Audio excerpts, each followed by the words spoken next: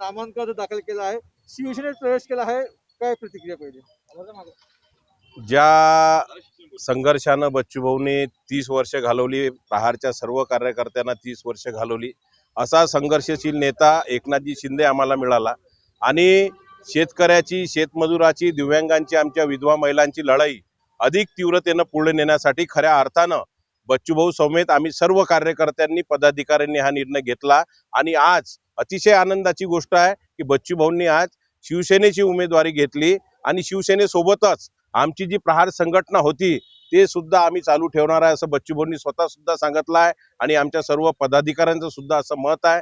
ज्या पद्धतीनं मागच्या 25 वर्षापासून अपक्षपणे बच्चूभाऊंनी एकट्याने आपली खिंड लढवली होती, आता शिंदे साहेबांनी जो हात बच्चूभाऊंना दिला आहे, संपूर्ण महाराष्ट्र शिवसेना काबीज केल्याशिवाय राहणार नाही, हे या निमित्तानं मला सांगायचं आहे. बच्चूभाऊंनी म्हटलं की मी शिवसेना लागणार आहे. निश्चितपणानं आम्ही मूळचे शिवसैनिकच आहोत. काही कारणामुळे त्यावेळेस आम्ही प्रहार संघटना तयार केली. त्या संघटनेच्या माध्यमातून शेतकरी असू द्या, शेतमजूर असू द्या, दिव्यांग बांधव असू द्या, शोषित वंचित असू द्या, प्रत्येक प्रश्न मार्गी लावण्याचा प्रयत्न मागच्या 25 वर्षात आम्ही केला आहे. परंतु आज जर चित्र तुम्ही पाहिलं तर फार विचित्र झालं आहे. आणि सत्तेत राहून सामान्य माणसाला न्याय देण्याची भूमिका आता बच्चूभाऊंनी आणि एकनाथ शिंदे साहेबांनी घेतली आहे.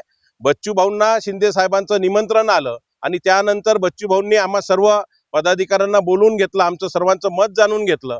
आम्ही सुद्धा सांगितलं की ज्या पद्धतीनं मुख्यमंत्री असताना एकनाथ शिंदे साहेबांनी संपूर्ण महाराष्ट्रात काम केलं, त्याच पद्धतीचं काम येणाऱ्या दिवसात महाराष्ट्रात झालं पाहिजे. शेतकऱ्याचे प्रश्न सुटले पाहिजे, शेतमजुराचे प्रश्न सुटले पाहिजे, आमच्या विधवा बहिणींना कुठेतरी न्याय मिळाला पाहिजे, दिव्यांगांना कुठेतरी ताकद मिळाली पाहिजे. ह्या हेतूनच आज आम्ही सर्वांनी शिवसेना आता जॉईन केली आहे.